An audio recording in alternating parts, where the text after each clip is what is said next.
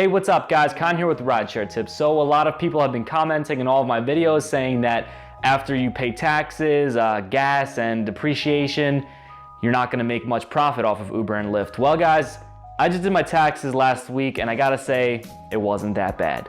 So I went to a tax guy again because I know nothing about taxes and I don't wanna mess it up. I'd rather just pay somebody to do it for me. And for 2016, with both Lyft and Uber, I made just under $30,000. So when I first came in, I brought in my 1099 forms and they told me that I owe $8,000. And I was like, holy shit, I don't have $8,000, what am I gonna do? Good news, you can write off a lot of things for Lyft and Uber. So the biggest thing that you get to write off as a Lyft and Uber driver is your mileage. I think you get about 54 cents for every mile you drive. So you multiply all of that by times 0.54 and you get to write all of that off, which is great. The next big thing that you get to write off is your cell phone bill. I pay about $50 a month for my for data, phone, and messaging and all that stuff. 50 bucks a month, I have T-Mobile, and I get to write all of that off as well. So as an Uber and a Lyft driver, you're an independent contractor, which means at the end of the year, Uber and Lyft reports to the IRS how much you made. They send you a 1099, and then you're responsible to pay taxes for it. The key thing here is you're not an employee, you're an independent contractor, which means this is your own business. You get to write off all of your expenses. Other things that I got to write off was food, candy, water, gum, not just for myself. This is for both my passengers and myself. I get to write it all off.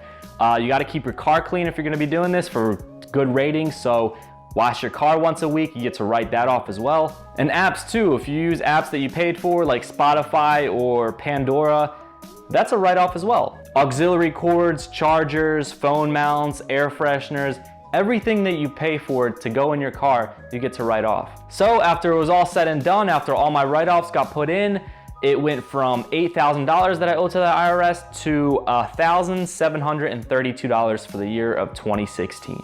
And on top of that, I paid my accountant $95 for doing this all for me. Probably could have done it myself, but I'd rather just go in the office, get it done with, instead of taking my time, because time is money, guys. So that's it, guys. I just wanted to do this video because my comment section has been getting flooded lately with these comments. People saying that after I pay my taxes, I'm not gonna be making much money, which clearly it's not true. I am making money here, and you know, gas and car depreciation, of course you have to factor that in, but I have a Toyota Prius and I'm averaging like 45 miles to the gallon on it. So again, I have a great car. If your car gets less than like 25 miles to the gallon, you shouldn't be doing this. Also, car depreciation. Yeah, you're gonna put a lot of wear and tear in your car.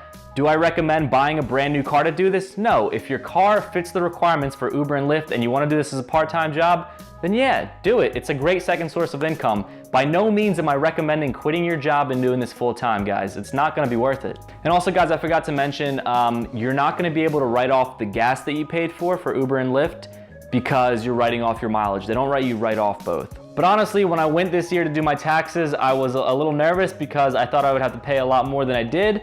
And turns out it wasn't too bad. I just wanted to address all these comments that I've been getting lately and let them know that it's not as bad as you think it is. All right, so that's it for today's video, guys. I hope you at least learned one thing out of it. Again, I'm not a tax expert. I don't know much about it. I just wanted to tell you guys how much I paid for 2016. Guys, if you're not yet subscribed already, you probably shouldn't hit that subscribe button because you'll probably get a virus on your computer and I just don't want to be held responsible for it. So until next time, drive safe and I'll see you out there on the road. Peace.